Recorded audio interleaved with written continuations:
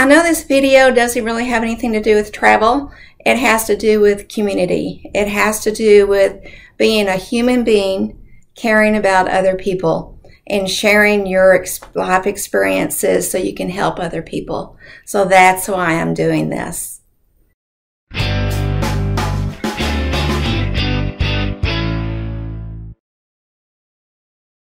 Hello. I just wanted to touch base with you guys and give you an update on my surgeries. As most of you probably know, I had a double mastectomy in January. I recovered from it, and then I had a reconstructive surgery last month. Well, actually about a month ago. It's called the flap reconstruction surgery. So if you're not familiar with it, you can look that up.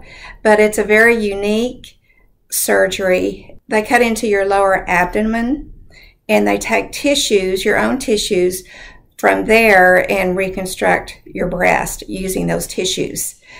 I didn't have to do that type of surgery. I basically had three choices. I could have had no breast, just leave it as is. I could have had implants, or I could have had the reconstructive surgery using my tissues, and that's what I chose to do. The recovery actually is harder and takes longer because now you have two surgeries going on. And it has been rough. It has really been rough, I'll be honest with you.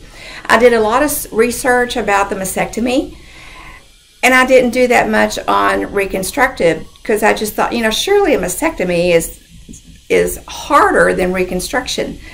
But in this case, it's the exact opposite. I'm not saying it's terrible. I'm not saying don't do it. I'm not saying that at all. I'm just saying that it takes longer to recover. You're more sore because you have more places to be sore. You have two totally separate incision areas. But I'm hanging in there. I'm doing okay. I'm doing fine. And just wanted to share with you some tips that I have learned along the way. Guys out there, I know you know 8 women. We talked about this before in the last video.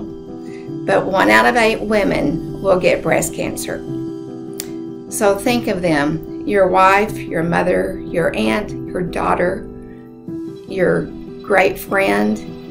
8 women are going to get breast cancer or have had breast cancer.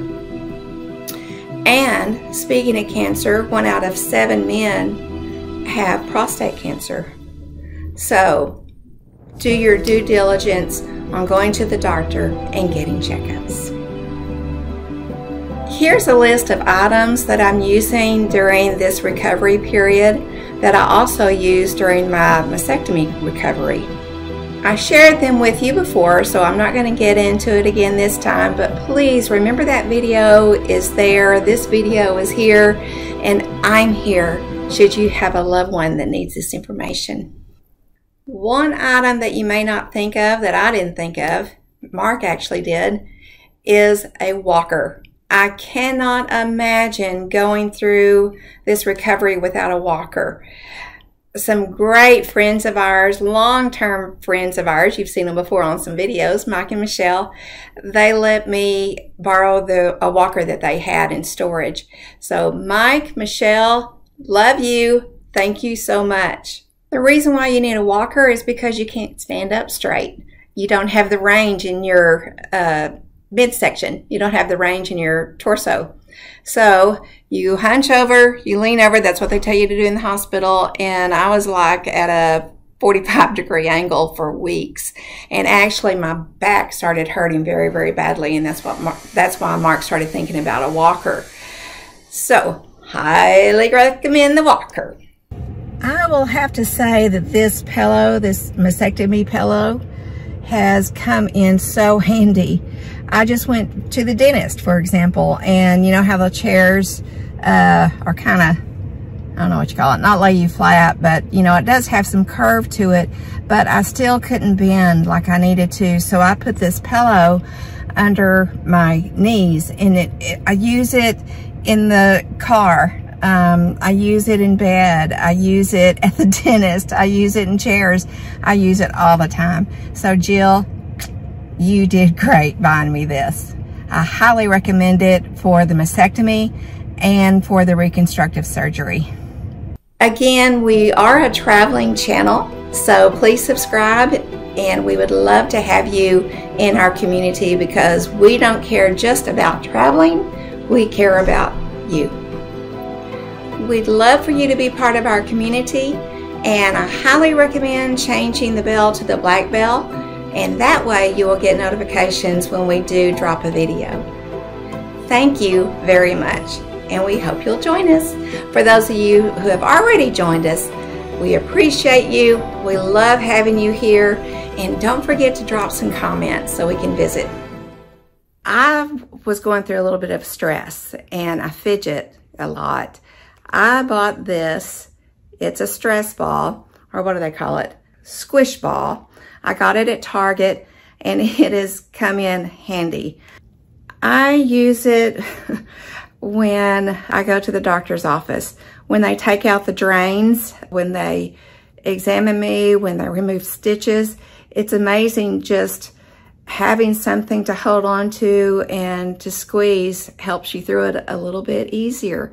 So why not make it a little easier on yourself? Out of all the things that I've shared with you on this recovery, I think there's basically three main things that I would highly recommend, and it'd been very hard to go through this without it. The wedge pillows, the walker, and that mastectomy pillow. Those three things are my best friends, and they've been my best friends for weeks now.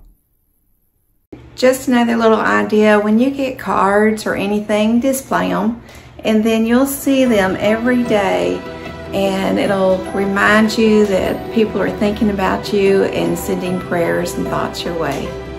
I really like having these up. Since I'm going through recovery, I'm dropping videos about every other week instead of weekly. So our next video, just to give you an idea, it is going to be a little bit about traveling and what you can do in the Dallas-Fort Worth area. So stay tuned. See you next time. And remember, have the best day ever.